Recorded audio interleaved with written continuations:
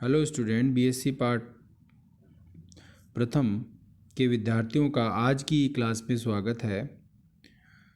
अब हम अध्ययन करेंगे चार्ज ट्रांसफ़र कॉम्प्लेक्स। देखिए, कार्बनिक यौगिकों में इलेक्ट्रॉन धनी कार्बनिक अणु और इलेक्ट्रॉन न्यून कार्बनिक अणु परस्पर 1:1 में सहयोग करके और एक कॉम्प्लेक्स अणु बनाते हैं जिसे हम चार्ज ट्रांसफ़र कॉम्प्लेक्स कहते हैं।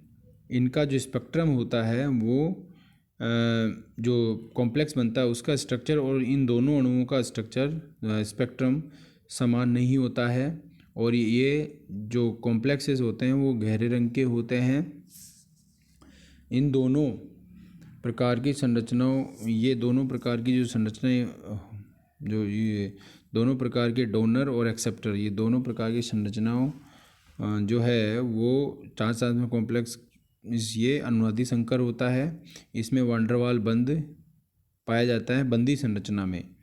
तो कैसे बंदी संरचना बनती है कि जो डोनर है जो दाता है के उच्चतम भरे हुए पाई कक्षक से इलेक्ट्रॉन का स्थानांतरण एक्सेप्टर मतलब ग्राही के निम्नतम रिक्त पाई कक्षक की ओर होता है, तो बंदी संरचना का निर्माण होता है जिसे हम चार्ज ट्रांसफ़र कॉम्प्लेक्स कहते हैं। अनुनाद की जो अवधारणा है वो पॉलिंग ने बताई थी। तो कुछ यौगिकों के अणु अथवा आयन जिन्हें केवल एक संयोजकता बंध के द्वारा प्रदर्शित नहीं किया जा सकता, तो उसे प्रदर्शित करने के लिए रेजोनेंस का सहयोग लिया गया। जैसे यहाँ पर कार्बोनेट आयन की संरचना के बारे में यदि बात करें तो कार्बन और ऑक्सीजन के बीच में एक डबल बॉन्ड है, मतलब एक जो सिग्मा बंध है और दूसरा पाई बंध है और दो ऑक्सीजन परमाणुओं के साथ में सहसंयोजक बंध सिग्मा बॉन्ड है। ठीक है, लेकिन वास्तव में ऐसा नहीं होता है। कार्बन और ऑक्सीजन के बीच में जो बंध तीनों बंध हैं वो समान होते हैं। प्लेनर स्ट्रक्चर होती है, समतल स्ट्रक्चर होती है, संरचना होती है और इनमें बंध कोण 120 डिग्री का होता है। ठीक है, तो इस प्रकार की संरचना को प्रदर्शित करने के लिए रेजोनेंस की सहायता ली गई और इसमें जो डबल बॉन्ड के करैक्टर हैं वो तीनों बंधों में पाए जाते हैं। ठीक है, तो इसमें जो रेजोनेंस है इसकी रेजोनेंस हाइब्रिड जो है वो इसकी संरचना इस प्रकार की होती है और कार्बन ऑक्सीजन की जो बंध लंबाई है वो 1.31 एंगस्ट्रॉम होती है। ठीक है, जबकि कार्बन ऑक्सीजन सिंगल बॉन्ड की जो लंबाई है वो 1.43 एंगस्ट्रॉम होती है और कार्बन ऑक्सीजन डबल बॉन्ड की जो लंबाई है 1.22 होती है, जो कि इसका मतलब ये है कि इसके अंदर तीनों बंधों में डबल बॉन्ड के करैक्टर पाए जाते हैं। ठीक है, इसी प्रकार से कुछ अन्य यौगिकों के बारे में या आयनों के बारे में जिनमें कि रेजोनेंस पाया जाता है उनका भी अध्ययन हम करते हैं, जैसे कि सल्फेट आयन है। ठीक है, तो सल्फेट में SO4 में निम्न प्रकार से रेजोनेंस पाया जाता है। तो रेजोनेंस को प्रदर्शित करने के लिए दो संरचनाओं के बीच में डबल हेडेड एरो का उपयोग किया जाता है और इसमें जो इलेक्ट्रॉन्स हैं उनकी संख्या भी प्लस और माइनस इसमें बैलेंस होती है। इसी प्रकार से नाइट्रेट आयन है, इसी प्रकार से बेंजीन आयन है, कार्बन मोनोऑक्साइड है और एसीटेट आयन है। अब हम अध्ययन करेंगे हाइपर कॉन्जुगेशन। तो कार्बन और हाइड्रोजन बंध के सिग्मा इलेक्ट्रॉनों के स्थानांतरण से उत्पन्न जो अनुनाद है उसे हाइपर कॉन्जुगेशन कहते हैं। अति संयोग बंध, इसे नो बॉन्ड रेजोनेंस भी कहते हैं। देखिए, जैसे कि मान लीजिए कि चूँकि हम जानते हैं, मैंने यहाँ पे एक जो है एग्जाम्पल लिया है जिसमें कि बेंजीन वलय के ऊपर एल्किल समूह जुड़ा हुआ है। तो जनरली एल्किल समूह का प्लस आई इफेक्ट होता है। तो यहाँ पे मिथाइल जुड़ा हुआ है, इथाइल जुड़ा हुआ है, आइसोप्रोपिल और आइसोब्यूटिल जुड़ा हुआ है। ठीक है, तो जनरली जो एल्किल समूह का प्लस आई इफेक्ट होता है जिसके कारण इसकी क्रियाशीलता ब्यूटिल समूह की ज़्यादा होनी चाहिए। इसका मतलब बेंजीन वलय पर यदि यह ब्यूटिल समूह जुड़ा हुआ है तो इसकी भी क्रियाशीलता इन अन्य तीनों यौगिकों से अधिक होनी चाहिए, ठीक है। लेकिन ऐसा नहीं होता है, क्योंकि इसमें यदि बेंजीन वलय पर जो कार्बन परमाणु जुड़ा हुआ है उस पर जो हाइड्रोजन है उसमें उसको हम अल्फ़ा हाइड्रोजन कहते हैं, और अल्फ़ा हाइड्रोजन परमाणु जो है अपने बॉन्डिंग इलेक्ट्रॉन्स को, बंधी इलेक्ट्रॉन्स को देकर के अणु में अनुनाद उत्पन्न करता है, ठीक है। और जिसके कारण कि इसमें निम्न प्रकार के संरचनाएं इसमें पाई जाती है, ठीक। और यदि बेंजीन वलय से जुड़े हुए कार्बन परमाणु जो अल्फ़ा कार्बन परमाणु कहलाता है उस पर यदि हाइड्रोजन परमाणु एक हो तो 3 प्रकार की अनुनाद संरचनाएं बनती है। यदि हाइड्रोजन परमाणु की संख्या 2 होती है तो 6 अनुनादी संरचनाएं बनती हैं। यदि हाइड्रोजन परमाणु 3 होते हैं तो उसमें 9 अनुनादी संरचनाएं बनती हैं।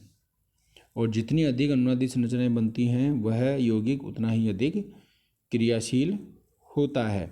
तो इन संरचनाओं में क्या होता है कि हाइड्रोजन परमाणु अपने बॉन्डिंग इलेक्ट्रॉन कार्बन को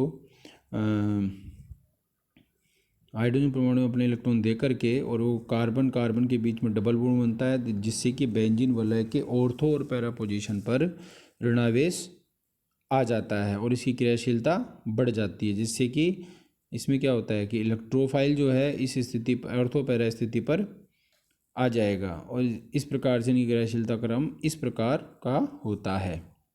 अब हम बात करते हैं एरोमेटिसिटी। तो देखिए जनरली एरोमेटिक कंपाउंड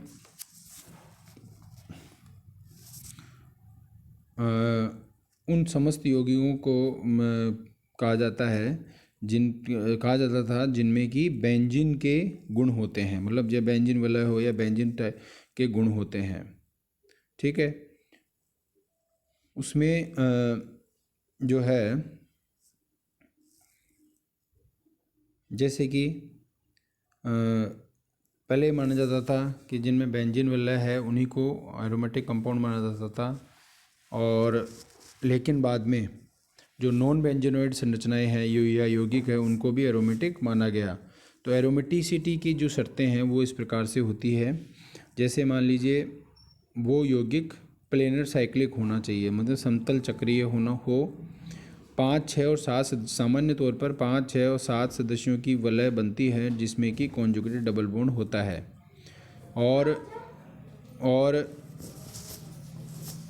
और उसमें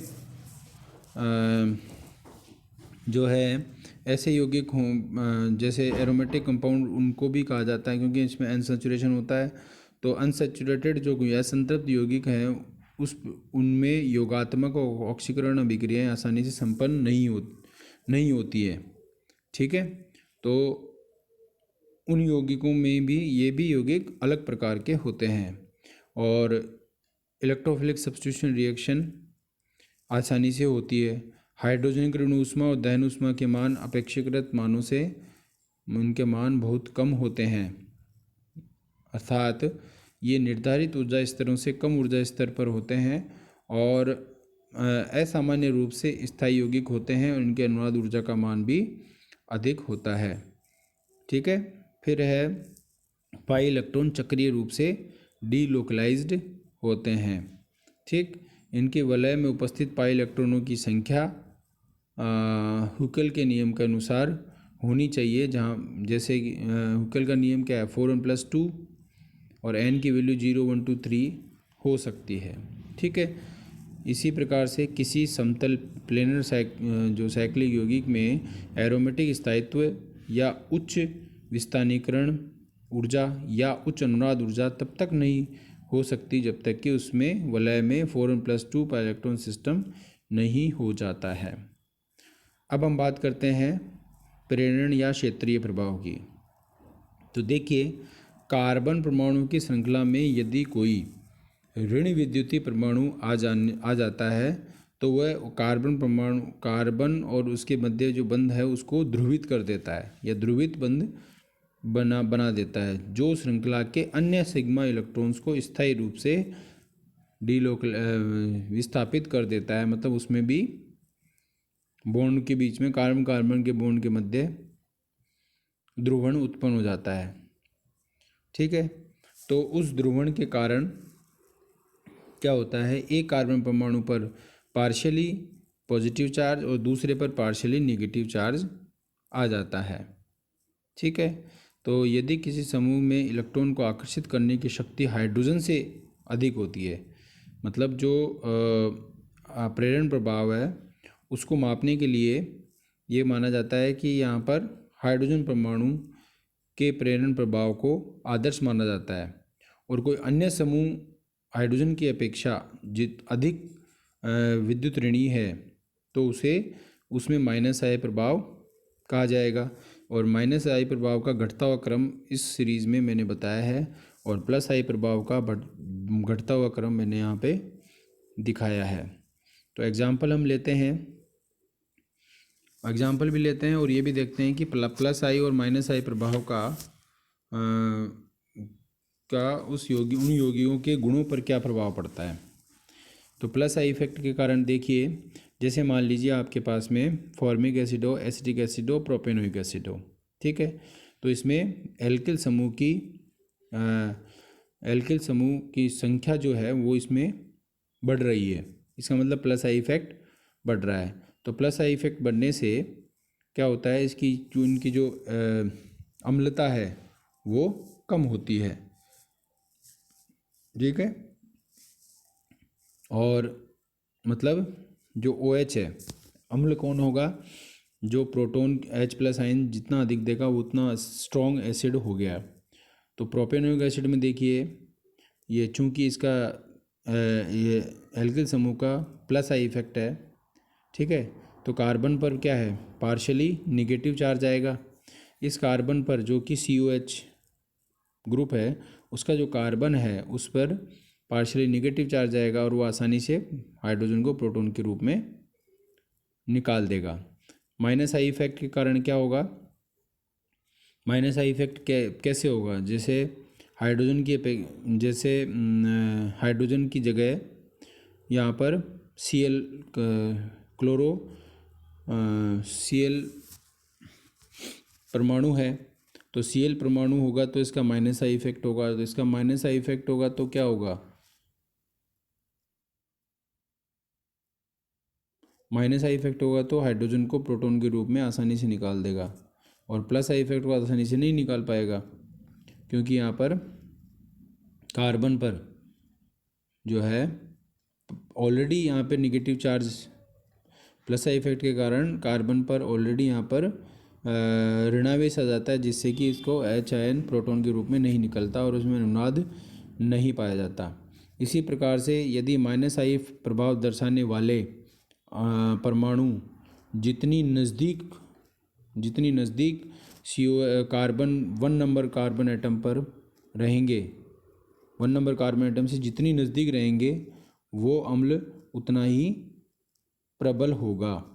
ठीक है, ये इसी प्रकार से उसकी क्षारीय प्रकृति का अध्ययन भी हम इसके द्वारा कर सकते हैं। जैसे मान लीजिए अमोनिया है, तो अमोनिया के एक हाइड्रोजन परमाणु को कार्बन परमाणु से रिप्लेस कर देते हैं, तो मतलब मिथाइल ग्रुप से। तो मिथाइल ग्रुप का प्लस आई इफेक्ट होता है, जिसके कारण ये नाइट्रोजन पर पार्शली मतलब इसकी जो ऋणावेश उसकी मात्रा और बढ़ जाती है, तो वो आसानी से अपने इलेक्ट्रॉन को डोनेट कर सकता है। तो जो यौगिक जितनी आसानी से इलेक्ट्रॉन को डोनेट करेगा वह उतना ही प्रबल क्षार होगा। ठीक है, और इसी प्रकार से एक अन्य प्रभाव भी होता है, ये तो प्रेरणिक प्रभाव हुआ। इसी प्रकार से एक अन्य प्रभाव होता है क्षेत्रीय प्रभाव, जिसे हम कहते हैं, जिसमें कि ये सीधे बॉन्डिंग से रिलेटेड नहीं है, मतलब इसमें बंध का कोई योगदान नहीं होता है, और ये स्पेस के थ्रू होता है, मतलब इसमें विलायक के जो अणु होते हैं उनके उनके माध्यम से होता है या स्पेस के थ्रू होता है। तो उससे भी इनके यौगिकों के गुणों में चेंजेस या परिवर्तन आता है। ठीक है, इनकी ज्योमेट्री जो है वो उसकी ज्योमेट्री पर ये चीज़ क्षेत्रीय प्रभाव निर्भर करता है। बाकी उसमें बंधों की जो ध्रुवता है वो सेम होती है। ठीक है, तो इसमें क्या होता है, जैसे मैंने यहाँ पे एग्जांपल लिया है, ये एक मॉलिक्यूल है, इसमें जो Cl परमाणु है वो COH ग्रुप की तरफ है और एक में हाइड्रोजन परमाणु है। तो Cl का माइनस आई इफेक्ट होता है। तो Cl का माइनस आई इफेक्ट होने के कारण ये जो उसका COH ग्रुप का जो हाइड्रोजन है वो प्रोटॉन के रूप में यहाँ पर आसानी से नहीं निकल पाता है, मतलब ये लेस एसिडिक हो गया। ठीक है। और जहाँ पर हाइड्रोजन परमाणु है COH की तरफ वो मोर एसिडिक होता है। ठीक है। अब हम बात करते हैं नेक्स्ट, हम हाइड्रोजन बॉन्डिंग हम अगली क्लास में अध्ययन करेंगे।